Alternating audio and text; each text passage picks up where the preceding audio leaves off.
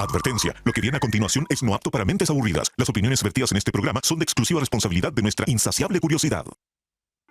Señoras y señores, porque todo en la vida tiene su ciencia.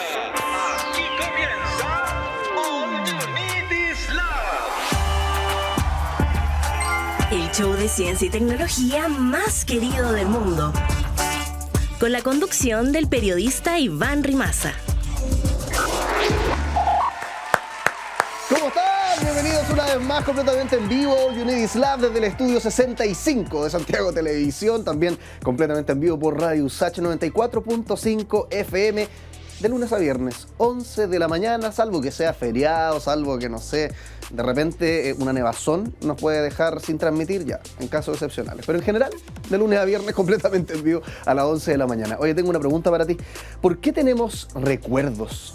¿Cómo funciona la memoria? ¿Cómo es que nuestro cerebro está constantemente escribiendo en nosotros? Porque al final, digo escribir, porque es como que tuviéramos un disco duro en la cabeza con millones de neuronas conversando y siempre que pasa algo importante, alguna neurona se le ocurriera apretar el botón de guardar. Si alguna experiencia que vivimos es importante, porque no sé, te asustaste, te emocionaste o simplemente prestaste atención, tu cerebro dice, esto hay que guardarlo, y empieza a producir unas proteínas especiales que literalmente cambian tus conexiones neuronales. El neurocientífico Lynn Nadel descubrió que este proceso de guardado, yo le pongo así palabras vulgares, ¿no?, que se llama en realidad consolidación, no es inmediato. Se puede demorar varios días o incluso años. Es como que nuestro cerebro siguiera evitando los recuerdos. Por eso a veces vamos recordando las cosas diferentes a como realmente pasaron. ¿Y cuántos gigabytes de memoria tenemos? Bueno, algunos científicos calculan, todo esto obviamente es referencial, pero calculan que tenemos entre 1 y 2,5 petabytes de almacenamiento en la cabeza. Un petabyte son 1024 terabytes. Y un terabyte son 1024 gigabytes, imagínate. Sería como tener 300.000 horas de video en HD, o una capacidad más o menos para toda esa cantidad de archivos. A propósito de archivos, ¿los recuerdos ocuparán espacio físico? Bueno, sí y no, porque no es como un archivo en el computador, ¿no? No ocupa en ese sentido espacio físico, pero lo que sí es que cada vez que recordamos algo, hay un cambio material en el cerebro. Aunque suene difícil de comprender, cambian las conexiones químicas. De hecho, lo terrible del Alzheimer es que destruye esos puentes cerebrales, esas conexiones. Por eso desaparecen recuerdos. Es como si alguien fuera borrando tu disco duro lentamente. Y la memoria es importante. Si no tuviéramos recuerdos, cada día sería como nacer de nuevo. Porque los recuerdos no son solamente información guardada en el cerebro, son lo que nos hace humanos. Sí, otros animales también recuerdan, pero no se ha comprobado que tengan un relato interior, como una autobiografía. Al final, los recuerdos nos permiten tener identidad.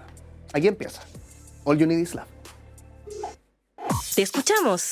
Esto es Conexión Cuántica.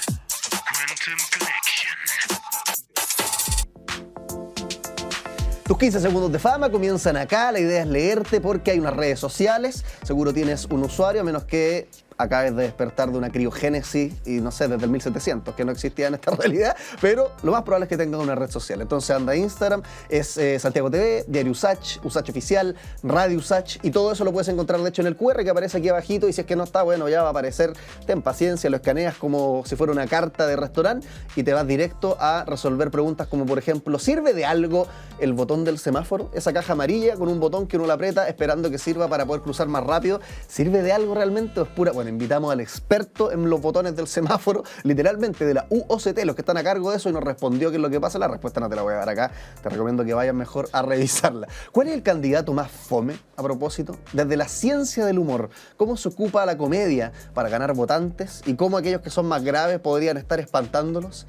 Eso también lo respondemos en nuestras redes sociales. ¿Quiere decir? Anda a ver la respuesta, porque es una estrategia de marketing hasta el final. Pero si yo te doy la respuesta acá, no te vas a ir a revisarla. Así que por favor, anda a revisarla. Lo último que estuvimos conversando era relacionado con el autismo. ¿Es imposible probar que alguien tenga trastorno del espectro autista? Nos respondía nuestra entrevista. Ya, esto sí te voy a dar una pista de qué es lo que nos decía. Y nos decía incorrecto, porque hay muchas pruebas estandarizadas que nos permiten determinar si es que alguien está en el trastorno del espectro autista, y de hecho no basta con una prueba, nos decía ella, que hay varias. La más conocida se llama A2, con una línea actualmente van en no sé qué número, que es como la versión A22, ponte tú. Pero no basta con esa prueba, no es como tomar la PSU, digamos, y después hacer los exámenes, sino que también hay que entrevistar a tu entorno, conversar, revisar historia familiar, qué sé yo. Bueno, ahí la experta pueden revisar el reel, lo que nos decía. Nosotros vamos a ver los comentarios, porque harta interacción generó esta conversación con Tatiana Luis, la experta en autismo. ¿Puedo ver esto en YouTube? Me dice alguien ahí. ¿O dónde puedo verlo? Bueno, gracias por preguntar. Esto es como casi te hubiéramos galleteado la pregunta, pero no. Por favor, muchas gracias. Mira, ahí te vamos a responder, te vamos a mandar el link para que lo puedas revisar. Pero sí, estamos en YouTube, estamos en Spotify y los fines de semana, de hecho, también tenemos repeticiones, pero parece que al día de hoy a la gente le gusta el contenido on demand. Así que te recomiendo buscarlo en Spotify o en YouTube para que lo veas cuantas veces quieras a la hora que quieras. Nos escribe acá también otra persona. Hoy, 18 de junio, mira, de hecho, estamos saliendo al aire justo hoy, 18 de junio, es el Día de Orgullo Autista. Y qué importante es destacar que el sobrediagnóstico no es una situación real según las estadísticas. Agradezco que, como dice Tatiana, se hable y se difunda más sobre neurodiversidad para cambiar el mundo a quienes más lo necesitan. Es increíble porque uno dice, ¿de qué servirá hablar tanto sobre autismo?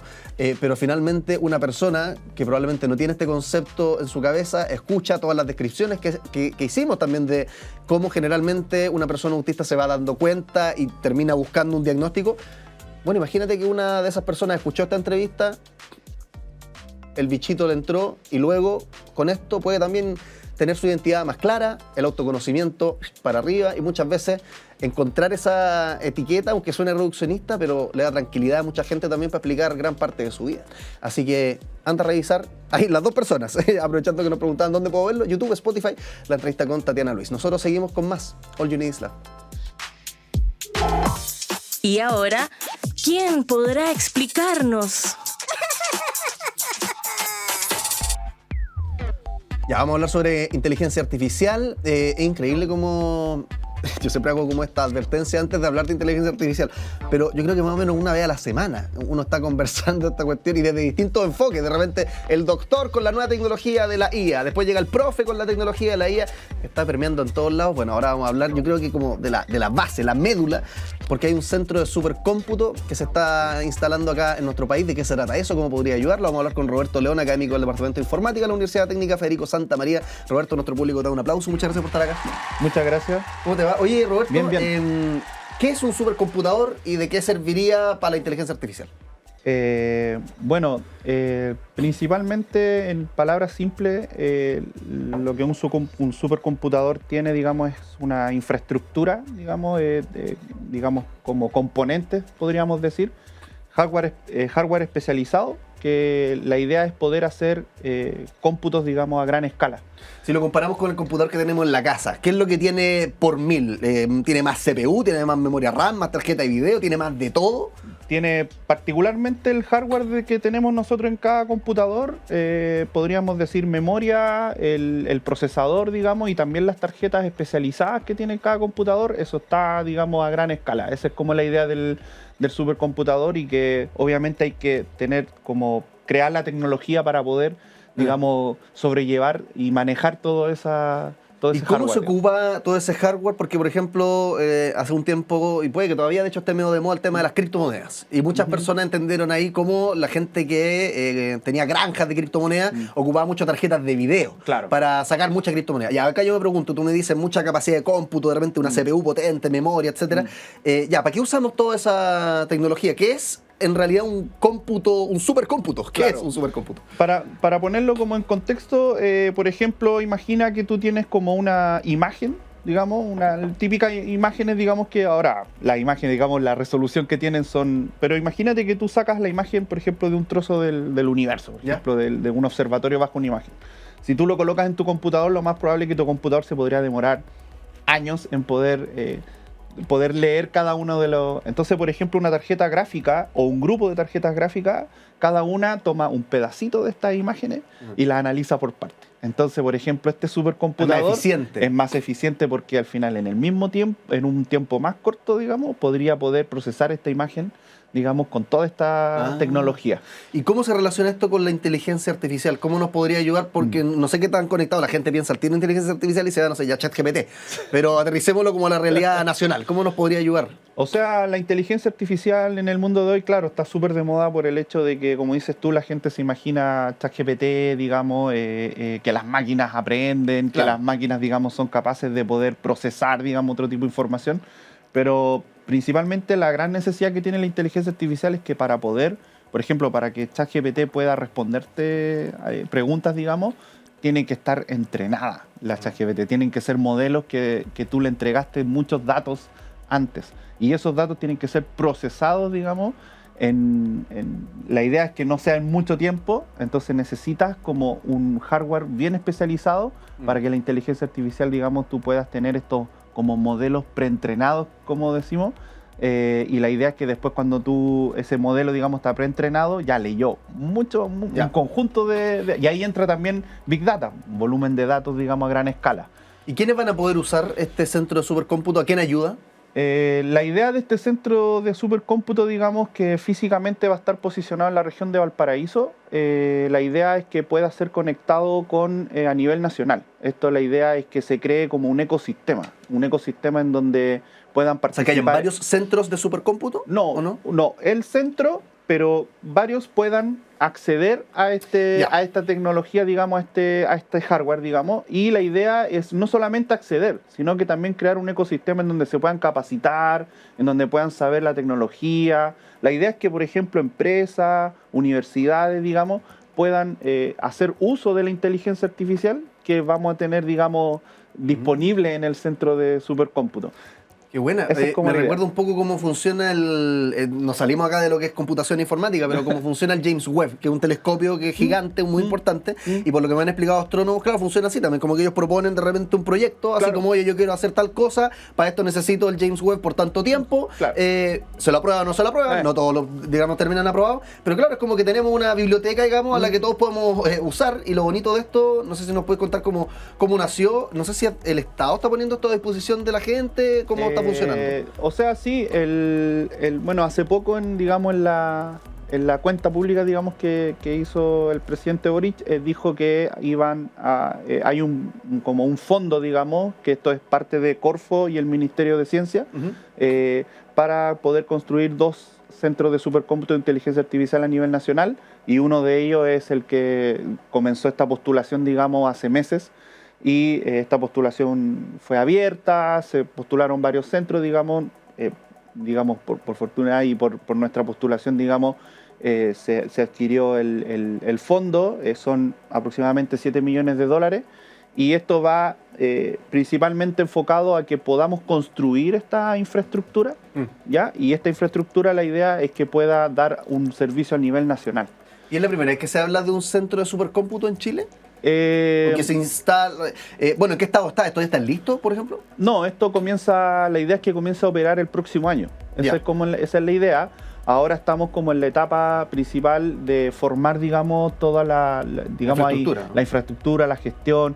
Hay que, digamos, obviamente todo el tema de la adquisición y todo esto, pero la idea es que esté operativo el próximo año. ¿Y es primera vez eso? Lo que pasa es que... ¿Habíamos tenido antes como potencia de supercómputo acá en Chile? O sea, este nivel de potencia va a ser primera vez.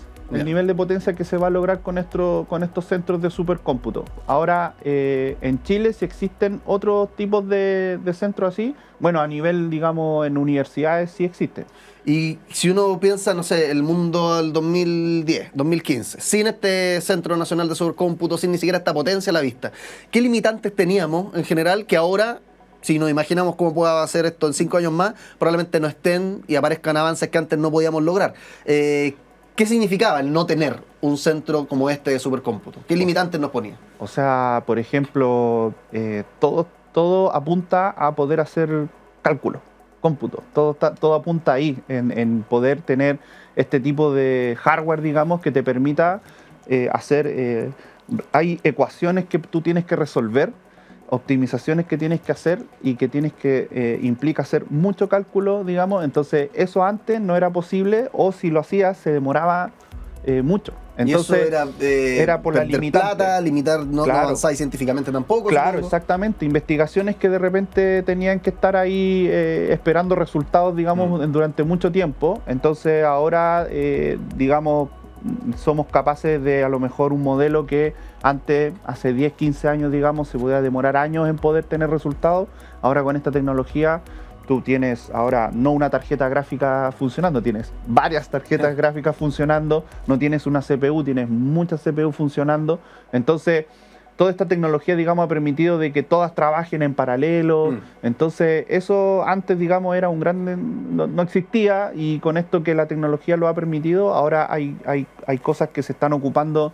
La inteligencia artificial ahora se está ocupando a nivel de todo, digamos, en astronomía, en química, en bioinformática, y eso ha permitido, digamos, estos grandes avances también. Oye, Roberto, ¿y cómo se ve esto? Porque, por ejemplo, tú hablabas de varias tarjetas, varias memorias, y me imagino, o de repente la gente se puede imaginar algo parecido como a los data centers, ¿no? Que Sí, son como estos parecido, grandes malls claro. de Sí, cables, servidores, que de repente Tal en las cual. películas, de hecho, entra la persona y quiere hackear y desconecta cuestiones. Claro. Ya, ¿se ve como así? ¿Es como un Sí. gran mall de discos duros? ¿Cómo Sí, el claro, centro de Supercomputing? efectivamente, son muchas máquinas, digamos, que están, digamos, podríamos apiladas. hablar como apiladas, digamos, y esas las vas a tener que tener, digamos, en algún lugar físico, y este lugar físico lo tienes que adecuar para poder tener esta tecnología. Uno de los desafíos grandes de todo este tipo de centros, digamos, es el enfriamiento. Tienes que tener un buen sistema de enfriamiento, digamos, en estos lugares para poder darle mayor eficiencia, porque si no, imposible. ¿Y pues, cómo se ocupa todo este? Porque tiene como una terminal, por decirlo así. Si es que una persona quiere ocupar todo este centro de supercómputo, ¿cómo accede al poder de todas estas máquinas? ¿Hay alguna pantallita, un teclado que uno ocupe? Claro, ¿Cómo?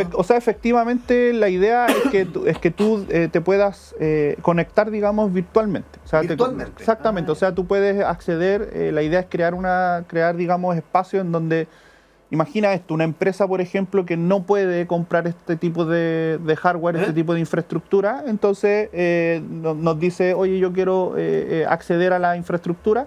Perfecto, hay una capacitación detrás, digamos, etcétera. Y las pegas de repente a algunos les ha pasado para el soporte, la gente de tecnología o de Claro. IT le ocupa de repente TeamViewer o cosas así como para controlar el computador a distancia. Claro, entonces tú, en realidad aquí la idea es que puedas acceder a los recursos que hay en este caso, pero está apuntado principalmente a la inteligencia artificial. Ya. Entonces, Claro, pero la gente ejemplo, no va presencialmente, es exactamente, telemático. no va presencialmente, entonces la idea es que tú puedas, por ejemplo, oye, ¿sabes qué? Yo quiero ocupar, no sé, algo, un ChatGPT, un mini Sí, por ChatGPT, decir, por sí. ejemplo.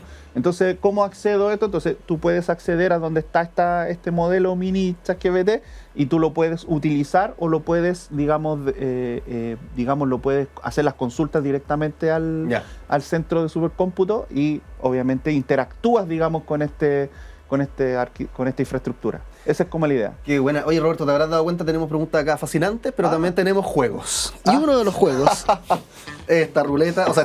Yo tengo un nivel de demencia, lo siento, se me cruzan las palabras. Se dicta otro Claramente recuerdo. no es una ruleta, pues, esto es una pecera. Y Roberto, no nos estresemos, no nos alteremos, porque en realidad no hay nada difícil, no te vamos a dejar en vergüenza. De hecho, yo siempre le digo a mis invitados, el único requisito para ganar este juego es estar invitado a este programa. Entonces ya estás completamente capacitado, porque acá hay puros factos. Nosotros le decimos a unas frases que son reduccionistas, provocadoras, quizás relacionadas con lo que estamos hablando. Inteligencia artificial, informática, supercómputo, etcétera. Entonces la idea es que yo agarro uno de estos papelitos, lo leo a la cámara, y si es una burrada lo que estoy diciendo, tú lo especifiques o lo matices desde tu expertise y desarrolles. Si es que es correcto, lo confirme y también desarrolles. Y bueno, de repente puede que tenga algo de verdad, algo de mentira, y hay que hacer un llamado a la calma. ¿Te parece?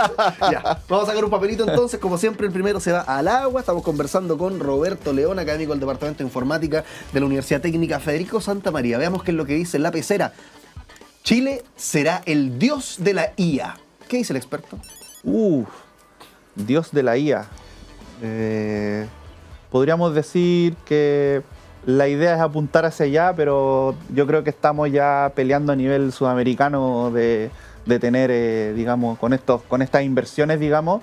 Yo creo que a nivel sudamericano estamos apuntando a poder ser bien bien, digamos, potentes en el tema de inteligencia artificial. ¿Y cómo dirías que nos comparamos ya? Primero a nivel latinoamericano, porque yo creo que es más realista. En ningún caso estamos en el top 3 o comparable con las grandes potencias, no sé. No, pero no. ¿Dónde pero, lo ubicamos como en cuanto a generación de conocimiento, industria, lucas metidas en esto de inteligencia o sea, artificial? yo creo que todo comienza con invertir.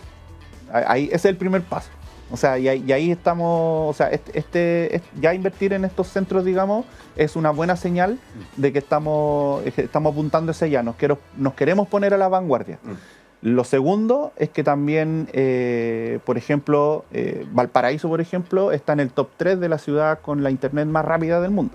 Ah, no tenía idea. Entonces, no tenía idea. No tenía idea. ¿Más que Santiago? Sí. Wow. Más que ¿Y por qué será eso? No estamos yendo por la rama acá, pero ¿por qué ya, un cable que entra directo a el Valparaíso. cable submarino. Exactamente. Y como que entrara con menor latencia justo a esa ciudad, ¿o por qué será? No, ¿Le llega como...? sí, pues le llega como una buena latencia de... Ay, qué buena. Y de hecho por un tiempo, digamos, fue la top 1. ¿Del mundo? Exactamente. Oh. Y después digamos, por los lados de allá de Arabia. Y O sea, las lados, condiciones materiales, por decirlo así, las tenemos. Falta meterle lucas y supongo que el paso 2 después de que invierta, porque ya se invirtió en esto, no sé, generar conocimiento, profesionalizar gente. Esa es la idea. La idea de que estas inversiones, digamos, apunten también de que, oigan, investigadores vengan, empresarios vengan. Claro, porque si no nadie usa que agotar esta cuestión. Exactamente. Entonces la idea por eso es crear como este ecosistema de capacitación, de poder, digamos, solucionar los problemas reales que hay en la empresa a través de la inteligencia artificial. Esa es como la idea. Para eso necesitas capacitar gente que esté motivada y también, como dices tú, generar el conocimiento. Entonces, a eso está apuntando ahora con esta inversión, digamos, tanto en temas, por ejemplo, de la internet, de la banda ancha, de centros de supercómputo, y para allá estamos apuntando a la vanguardia. Y hay que seguir por esa línea. Si no seguimos por esa línea y nos quedamos como dimos un paso pero no dimos el otro, va a ser difícil. Entonces, yo creo que el desafío ahora es, ahí están los recursos, entonces hay que poder usarlos, hay que poder... generar, digamos, políticas, acuerdos para poder, digamos, apuntar. ¿Y qué tipo de personas pueden, asumo que la respuesta es como cualquiera, pero para dar así como una lista de las principales personas que en general podrían hacer uso de este centro de supercómputo, estamos hablando físicos, astrónomos, incluso médicos, cientistas políticos, o sea, cualquier persona que tenga una motivación efectivamente, legítima y fundamentada, supongo. Sí, o sea, por ejemplo, ahora, por nombrarte, por ejemplo, hay hartos desafíos por ejemplo, en el área de la minería en Chile, que es un digamos, un área muy potente, digamos. Entonces hay hartos desafíos ahí, por ejemplo, en términos de inteligencia no solamente artificial. Un investigador, también una empresa. Exactamente. Una empresa, por ejemplo, como te decía adelante, una empresa que de repente dice, oye, a mí me gustaría usar estos modelos de inteligencia artificial, digamos, que detectan patrones, o estos modelos de lenguaje. Pueden solicitar. Y lo podría solicitar, efectivamente. Bueno. ¿Por qué? Porque no puede pagarlo. Entonces, ¿qué pasa? No puede comprar la infraestructura. A eso voy yo. Pero nosotros le decimos, oye, nosotros tenemos la infraestructura, te capacitamos, digamos, y la idea es que podamos ayudarte a que resuelvas tu problema, ¿no? Roberto León, académico del Departamento de Informática de la Universidad Técnica Federico Santa María. Nuestro público te da un aplauso. Muchas gracias por estar acá en el programa. Muchas gracias por la invitación. Seguimos nosotros con más. ¿Les parece? All You Need Is Lab. La máquina del tiempo.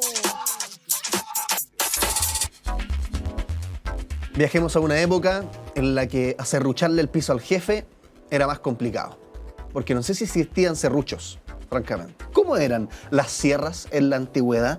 Las primeras herramientas de corte similares a sierras datan del Paleolítico, hechas con sílex, que es piedra de sílice, de bordes dentados. Te estoy hablando hace 90.000, 30.000 años atrás. Mira, ahí estamos viendo, de hecho, en las pantallas de Santiago Televisión, imágenes de sierras modernas, bueno, ni parecidas, me imagino, a lo que eran estas primeras herramientas de corte hechas con piedra de sílice. Luego en Egipto ya se usaban sierras de cobre para cortar madera y piedra. Con el tiempo se incorporó bronce, luego hierro. Los romanos usaban sierras de hierro y desarrollaron de hecho aserraderos mecanizados como los de Hierápolis, por ahí por el siglo III después de Cristo, que funcionaban con ruedas hidráulicas. Se inventaron las sierras después con marco de madera tensada que mantenían la hoja estirada para cortes más precisos y rectos. Claro, no te sirve nada una sierra blandengue, tiene que estar ahí tensada, y lo funcionaba en este caso con arcos de madera. En la Edad Media, edad intermedia, después de la caída del Imperio Romano, el uso de sierras metálicas decayó, volviéndose al uso de hachas. Más adelante aparecieron las sierras con diseños mejorados, por ejemplo, entre los siglos X y XV. Me confundo con los números romanos, perdónenme. Se documentan sierras de tracción transversal, o sea, sierras de 2 manos con dientes en forma de M, ideales para cortar madera verde sin atascarse. Surgieron las sierras de foso y en el Renacimiento se perfeccionó el templado del acero, que es un proceso químico, te voy a decir en palabras muy vulgares y probablemente equivocadas, pero para hacer el acero más resistente se hace algo que es templarlo. Entonces en el Renacimiento se perfeccionó el templado del acero, lo que mejoró la durabilidad y el filo de las sierras. En la Edad Moderna nos acercamos mucho más a lo que es la sierra como la conocemos ahora, aunque en realidad, si te das cuenta, esta idea de un cuchillo dentado o un fierro con filo ha sido, digamos, transversal, desde que empezó los primeros intentos de aserruchar algo. Pero ya a fines del siglo XVIII, principios del XIX, se inventaron la sierra circular, patentada en 1777, y la sierra de cinta en 1808. Revolucionando obviamente la industria del aserrado, que después con la revolución industrial se revolucionó aún más. El uso del vapor, la energía hidráulica permitió automatizar aserraderos con sierras de vaivén, sierras de banco. Después en el siglo XX entró el tema eléctrico. La primera sierra eléctrica manual apareció en 1923. Después vinieron otras portátiles, qué sé yo. En la actualidad se utilizan materiales de alta tecnología, por ejemplo, acero al carbono, carburo, incluso titanio en las mascaritas y profesionales, sistemas de control también computarizados, dispositivos de seguridad avanzada. No sé si has visto en TikTok o por ahí en las redes sociales un tipo de sierra que tiene como un seguro, que yo lo encuentro genial, porque en general lo prueban con un dedo humano o con vienesas. Y es que están cortando una madera, por ejemplo, y si de repente la sierra detecta que pasó o está entrando en terreno peligroso, se frena inmediatamente con una herramienta que seguramente los serruchos hechos con piedra de sílice en el Paleolítico ni se lo imaginaban. No, claro, hay una serruchada y cuántos dedos deben haber salido volando por falta de progreso. Bueno, mira cómo descubrimos con la máquina del tiempo, hasta los serruchos avanzan con la ciencia. Nos vamos a una pequeña pausa y seguimos con más All You Need Is Love. Hagamos la corta. Ciencia al paso.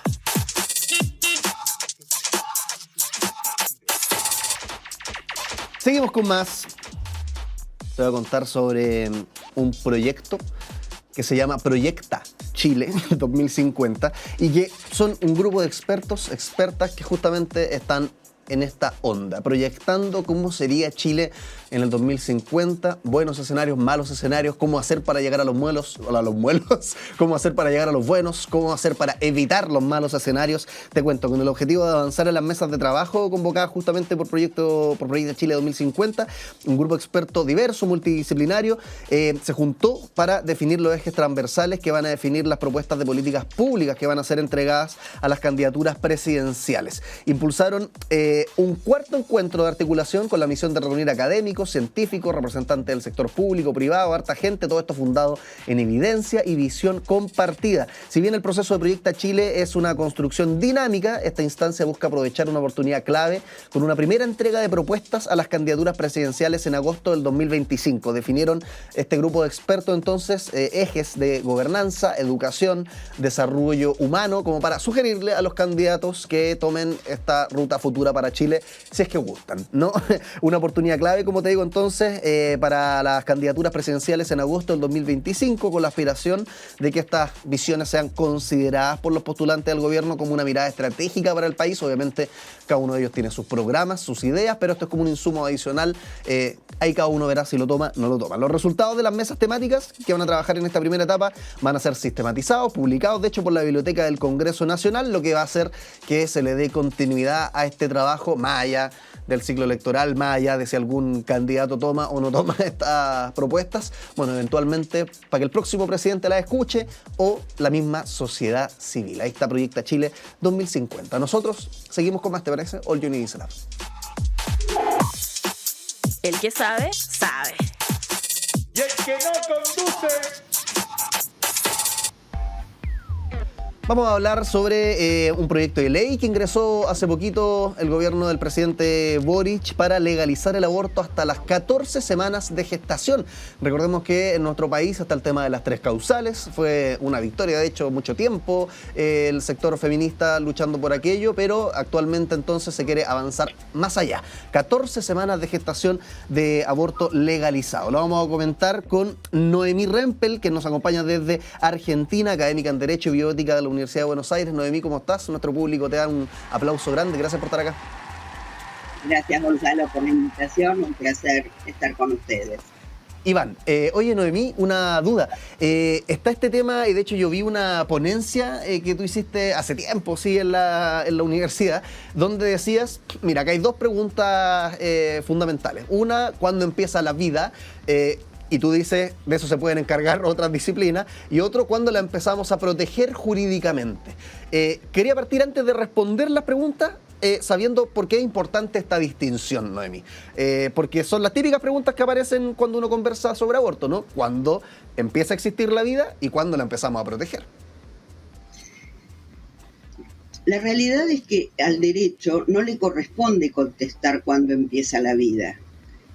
Tendríamos que ir a otras disciplinas, a otras facultades a preguntar cuándo empieza la vida. La función del derecho es determinar en qué momento de ese proceso, porque todo lo vinculado a la vida es un proceso, en qué momento de ese proceso la vida se empieza a proteger. La formación de un ser humano no es en un instante, sino que dura en el tiempo y en algún momento de ese proceso el derecho dice, a partir de este momento empiezo a proteger. Puede ser en la fecundación, en la singamia, en la anidación. Otra cuestión es determinar, frente a 2 bienes jurídicos sumamente importantes, cuál precede a cuál. Cuando nosotros hablamos del tema del aborto, hay 2 bienes jurídicos en juego.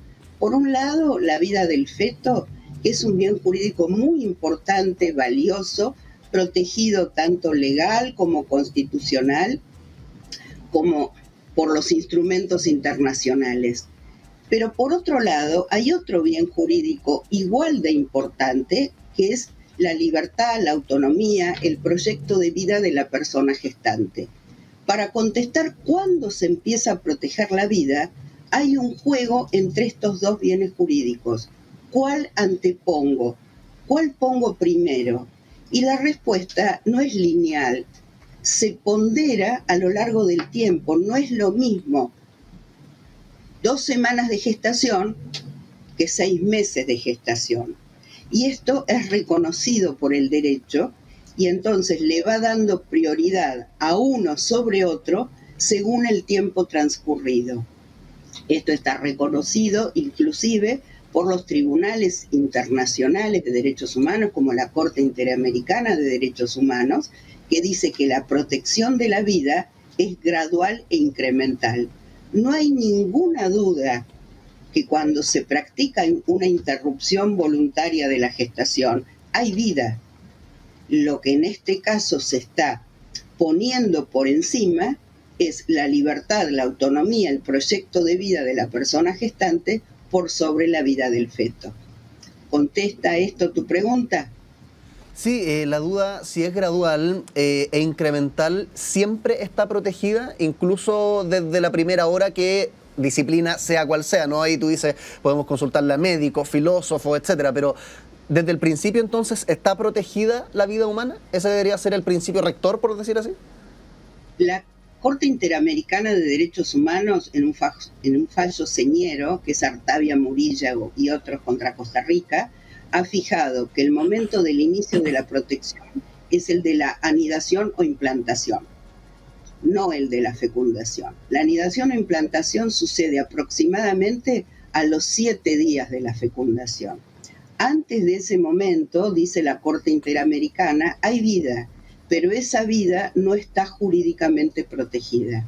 Es decir, que contestando concretamente tu pregunta, el inicio de la protección no operaría en la hora 0, sino que operaría recién cuando el embrión ha llegado al útero y se ha anidado. Esto, por otro lado, equipararía los embriones fecundados in útero con los embriones fecundados in vitro. Ambos comenzarían su protección una vez que están anidados en un útero gestante. Es fascinante el caso que cita, porque entiendo, y si le puedes contar más a la gente que nos está escuchando, ocurrió en Costa Rica. Costa Rica había justamente prohibido este tema de la fertilización in vitro, apareció este fallo, tuvieron que revertirlo. Cuéntanos más sobre eso y cómo nos ayuda a entender, o no sé si nos ayuda a entender mejor, pero fue un insumo importante para la bioética. Absolutamente. Hay países que regulan, que tienen legislada la reproducción humana asistida, otros en cambio no la tienen legislada, pero la practican, pero no había ningún país en el mundo que prohibiera estas técnicas. Costa Rica dictó una resolución, un decreto sumamente restrictivo respecto a la reproducción asistida. Contra este decreto se interpuso una acción de inconstitucionalidad. Uno podría pensar que era por lo restrictivo que era. Sin embargo, no fue así. La acción de inconstitucionalidad se planteó sosteniendo que la reproducción humana asistida afectaba la Constitución de Costa Rica y la Convención Americana, el Pacto de San José de Costa Rica, en el artículo 4.1, cuando dice que la vida se protege en general desde la concepción. Esto llega a las altas instancias judiciales de Costa Rica y la Corte Constitucional de Costa Rica dice que se prohíbe en Costa Rica la reproducción humana asistida por afectar la vida después de la concepción, contrariamente a lo que dice el Pacto de San José. Esto generó que Costa Rica se haya transformado en el único país en el mundo donde estas técnicas estaban prohibidas. Un grupo de ciudadanos, encabezados por Artavia Murillo, se presentan ante las instancias interamericanas, la comisión acepta el tratamiento y llega a la Corte. Y la Corte Interamericana lo que hace en este fallo es interpretar el artículo 4.1 cuando dice la vida se protege en general desde la concepción. Y aclara qué quiere decir concepción. Y dice que al momento de redactarse la convención habían dos palabras vinculadas al inicio de la vida. Una era fecundación, que es unión de óvulo con espermatozoide, y otra era anidación, concepción, que significa anidación o implantación. Elegir uno implicaba desestimar el otro. Y entonces la Corte Interamericana afirma que cuando la Convención Americana dice concepción, quiere decir anidación o implantación. Y ahí fija claramente el momento del inicio de la protección jurídica. Oye, qué fascinante. Estamos conversando con Noemí Rempel. Noemí, vamos a tratar ahí de mejorar la conexión, tu tipo de sonido, pero mientras tanto les recuerdo lo que misma Noemí nos estaba explicando. Este caso, Artavia Murillo versus Costa Rica, ocurre en 2012, cuando la Corte Interamericana de Derechos Humanos resolvió este caso contra el Estado de Costa Rica. Y la historia parte así, como bien nos resumía Noemí, mientras ahí arreglamos su sonido, yo te lo recuerdo. En el año 2000, Costa Rica prohibió la fertilización in vitro. Eso podría decir uno, primer acto, argumentando que esta técnica violaba el derecho a la vida de los embriones. Después, segundo acto, un grupo de personas que no podían tener hijos de forma natural y querían recurrir a la fertilización in vitro prohibida por Costa Rica, demandaron al Estado porque sentían que esa prohibición violaba su derecho a formar una familia y a tomar decisiones sobre su vida reproductiva. Y tercer acto y final, que es lo que nos explicaba también Noemí, la Corte Interamericana falló a favor de esta gente y ordenó a Costa Rica levantar la prohibición. Y lo más importante es que el argumento central de la Corte en ese momento fue que los embriones no implantados, o sea, que no están en el cuerpo de una mujer, como es el caso de la fertilización in vitro, y que esto de hecho después nos lleva a extrapolar la implantación in útero, ¿no? No pueden considerarse personas con derechos plenos. ¿Cómo afecta, cómo influye en la bioética este caso? Bueno, la bioética sabemos que es una rama de la ética que reflexiona sobre los dilemas que surgen en la medicina, incluso derecho, biología, y el caso Artavia Murillo impacta naturalmente la bioética en al menos tres grandes aspectos. Primero, replantea el estatus de embrión. Hasta entonces muchos estados, sectores religiosos, sostenían que el embrión desde el momento de la fecundación es una persona con todos los derechos, y la Corte dijo no es lo mismo un embrión que una persona. Reconoce también el derecho a decidir sobre la vida reproductiva, entre otras cosas. Noemí, te tenemos nuevamente ahí conectado, estaba explicándole a la gente el tema del caso Artaya Murillo en Costa Rica, pero quería profundizar ahora entonces en lo que nos convoca esta conversación, que es el aborto legal, tratando de saber cuáles fueron las principales trabas, si tú pudieras contarnos tanto en lo práctico, ¿no? Político, la noticia del día a día, como también en la bioética en Argentina, cuando Argentina llegó, digamos, al estatus que tiene actualmente de aborto legal, y que de hecho es muy similar a lo que el presidente Boric está proponiendo. Exactamente. Argentina, desde la sanción del Código Penal en 1921, castigaba el aborto como un delito, pero incluía dos supuestos de no punibilidad, que eran cuando el embarazo proviene de una violación o cuando corría peligro la vida o la salud de la persona gestante. Siempre hubieron movimientos tendientes a la legalización del aborto. Sin embargo, como pasa en todas las sociedades, la sociedad se encontraba dividida casi al 50%. El debate no se daba a nivel político, se daba más a nivel de las universidades, a nivel de la sociedad civil. Sin embargo, durante el gobierno del presidente Macri, el debate se puso en agenda política y llegó al Parlamento. En esa oportunidad hubo un debate muy rico con participación de todos los actores de la sociedad, desde ministros de las distintas religiones, biólogos, médicos, filósofos, abogados, todos tuvieron oportunidad de expresarse, y en una votación sumamente ajustada, por muy pocos votos de diferencia, como suele pasar en todo el mundo, el proyecto no fue aprobado. En el gobierno siguiente, en el gobierno de Alberto Fernández, el debate no fue tan extenso porque fue retomado prácticamente lo que había sido en el gobierno anterior, y nuevamente, por una pequeña diferencia, con una activa participación de la sociedad, tanto lo que acá se llamó pañuelos verdes como pañuelos celestes, verdes en defensa de la legalización, los celestes en contra de la legalización, se aprobó. La realidad es que en Argentina el delito de aborto aparecía más en el Código Penal que como una realidad, sobre todo judicial. Las estadísticas, que son bastante fáciles de manipular cuando se trata de estadísticas de la ilegalidad, indicaban que en la Argentina se practicaba un promedio de 500.000 abortos anuales. Y sin embargo, con un número tan elevado, sobre todo comparándolo con los nacimientos, en ese entonces estábamos hablando de unos 700.000 nacimientos por año, muy distinta a la tasa actual, donde la tasa de natalidad ha descendido mucho. Decía que a pesar del elevado número de posibles abortos clandestinos, no había sentencias condenatorias.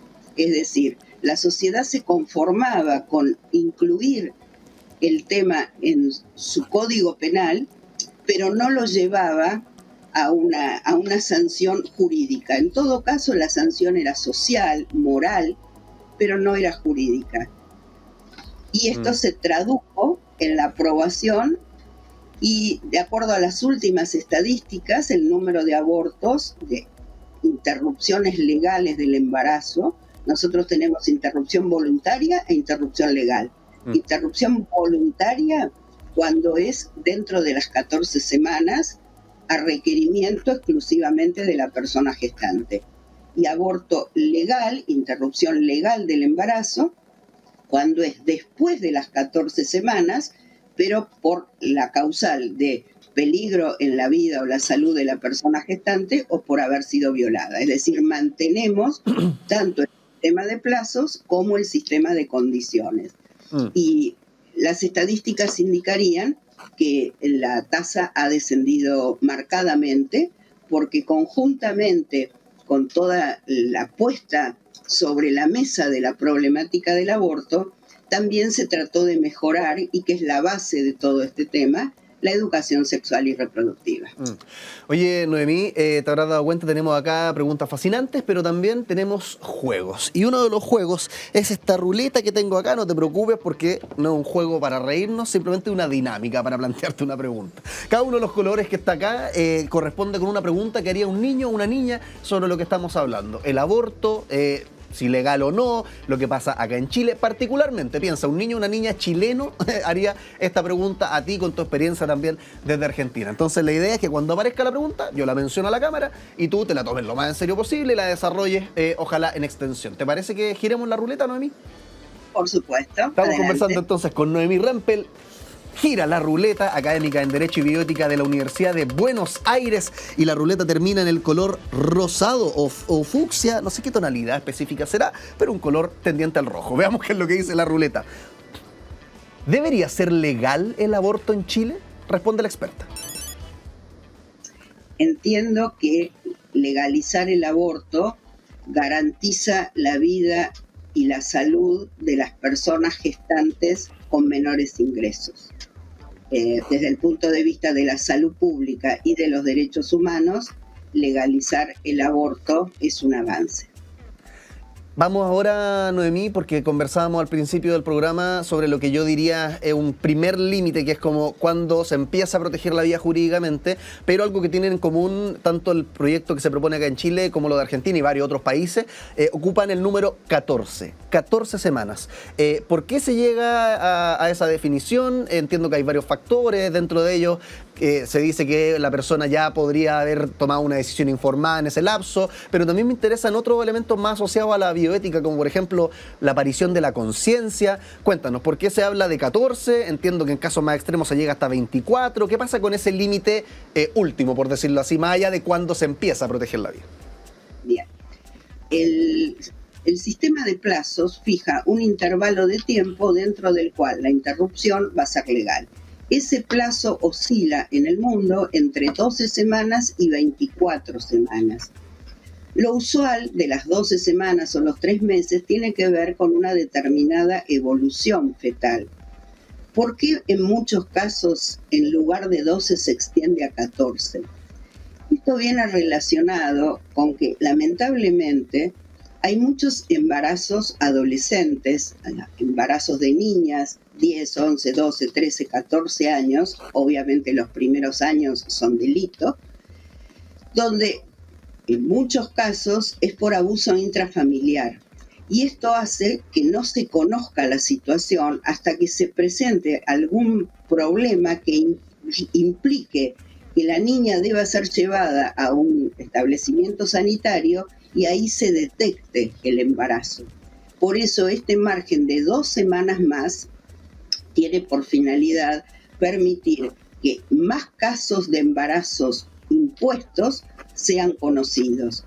En el otro extremo, el límite de las 24 semanas es el límite que aparece en Holanda.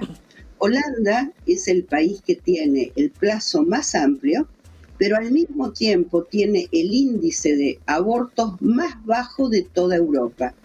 Y uno podría preguntarse, ¿cómo puede ser, si tiene un plazo tan amplio, que tenga tan pocos abortos?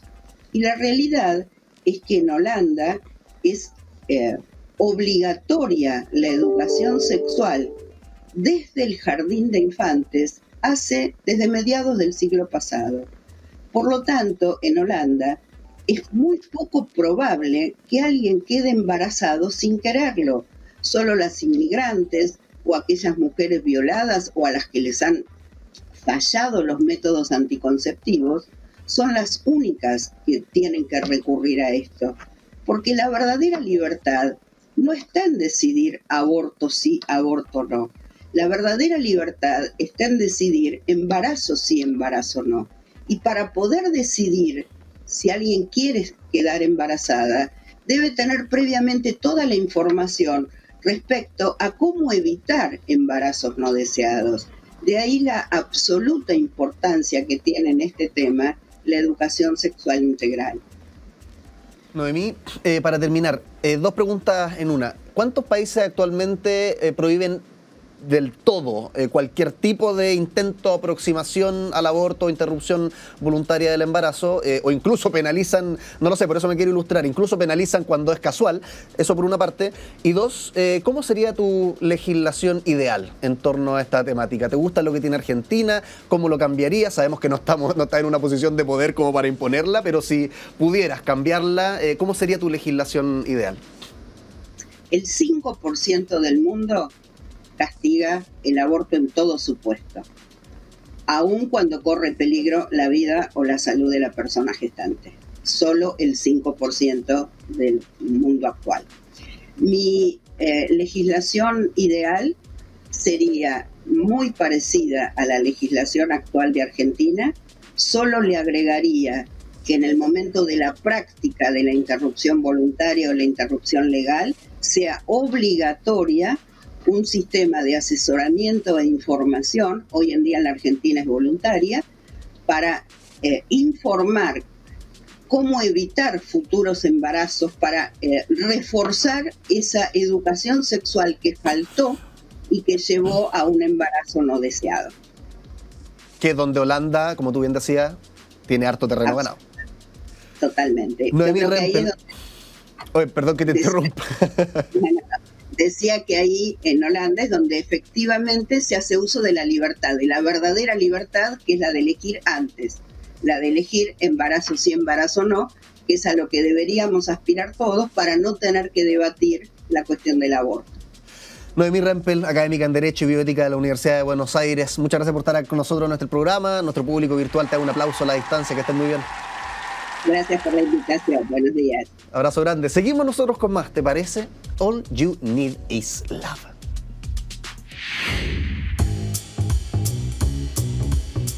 Como siempre, un programa interesante. El día que no sea así, puedes dejarnos tus comentarios en las redes sociales diciendo que somos el peor show de ciencias de la historia, pero hasta ahora, como bien dice ahí abajo, somos el show de ciencia más querido del mundo. ¿De qué hablamos el día de hoy? ¿Por qué tenemos recuerdos? Fue la pregunta que te hice al principio para calentar un poco los motores cerebrales. ¿Qué es lo que pasa en nuestra cabeza? ¿Cuántos gigabytes de información podemos almacenar? De hecho, datito para la casa, hasta 2,5 petabytes, dicen algunos científicos que tendríamos espacio de almacenamiento en nuestro cerebro, que es como tener espacio para 300.000 horas de video en HD. Otra cuestión que abordamos en el programa fue el centro de supercómputo que se está instalando en la región de Valparaíso. Va a ayudar a avanzar en temas de inteligencia artificial a cualquiera que quiera usar ese centro de supercómputo. Es como una biblioteca que tú puedes ir y aprovechar. Y recién comentábamos también la temática del aborto a propósito del proyecto que presentó el presidente Boric hace algunos días, de aborto legal hasta las 14 semanas, sin estas causales que ya fueron un logro en este país, pero quiere, por decirlo, estirarlo aún más allá. ¿Qué nos decían desde Argentina? Puedes revivir siempre las conversaciones en YouTube, Spotify y tantos lugares más. Nos encontramos en otra edición, ¿te parece? Bueno, y si no te parece, mala suerte, porque nosotros vamos a estar acá, como siempre, a la misma hora y en el mismo lugar. Chao, chao.